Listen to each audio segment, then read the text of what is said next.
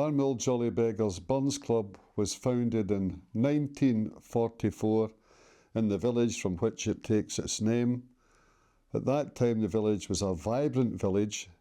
They had a threadworks which employed over 200 people. It was a busy rural area, so the original members were members who worked in the quarries, which were very busy around Barmill, those who worked in the thread mills, and many local farmers.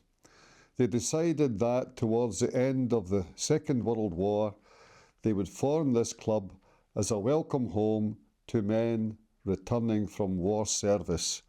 And from then, 1944, to the present, it has been a busy little club ever since, holding a Burns supper and St Andrew's dinner every year since then.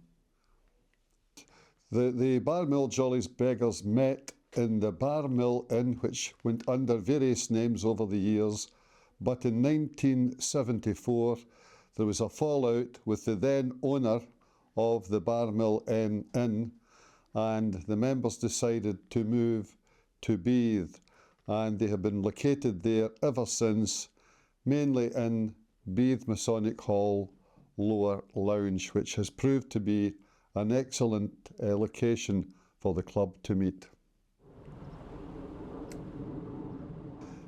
In the early days of the club, you look at the old photographs and you could see they had an absolutely amazing time in the upstairs of the Barmill Inn. You see them at their annual celebration and the St Andrew's dinner, then known as the Tatty and Heron Supper, always held on the Friday before November the 29th, St Andrew's Day, and they had an amazing time. You see them standing up on the tables and chairs, really giving it yahoo. That group of men really were quite an amazing group. So it happened on a winter night. And then the regular meetings are held. Usually we hold 8 open nights every year when we invite along speakers in a whole range of different subjects, not only about Robert Burns, but about, for example, the poet Robert Service, or it could be someone with a specific interest in historical matters.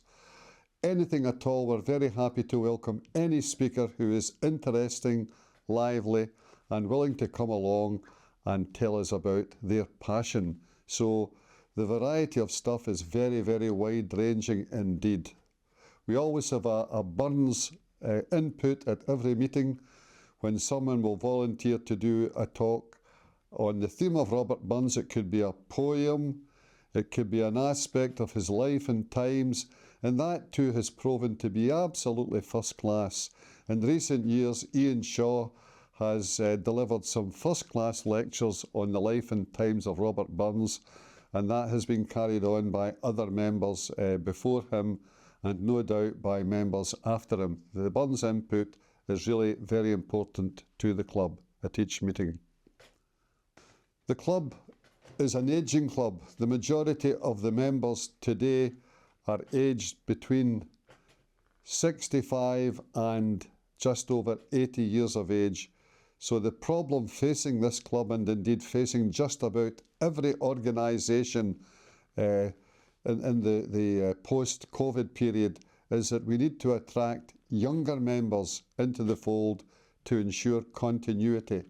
I would like to think that in 2044 the club will still be going strong when it celebrates its 100th anniversary. I won't be there to see it, but I would like to think the club will still be having wonderful St Andrew's dinners and memorable Burns suppers and some very enjoyable open nights.